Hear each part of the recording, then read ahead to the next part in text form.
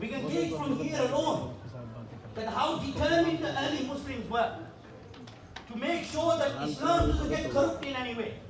But sadly, unfortunately, and it's a prophecy of Rasulullah sallallahu alaihi wasallam, that Allah's Messenger sallallahu alaihi wasallam said, "La taqumu as-sa'a," the day of judgment will not come. This world will not come to an end Birmingham. until you find that kazzabuna, dajjaluna, kazzabun, 30 grand liars, dajjals, salatin, dajjalun, kazzabun, qaribun min salatin, kulluhum yasfumu annahu nabiyyun. Every one of them will claim to be a prophet of Allah.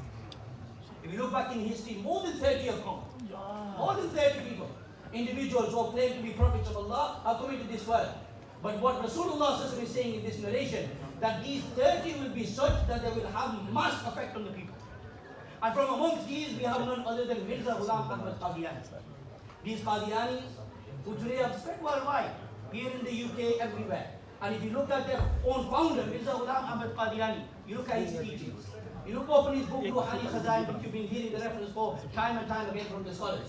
If you open Ruhani Khazain, you'll find that in his book, approximately, you will find over 200 claims that he has made. Many, many miracles, self-acclaimed miracles that he has claimed upon himself.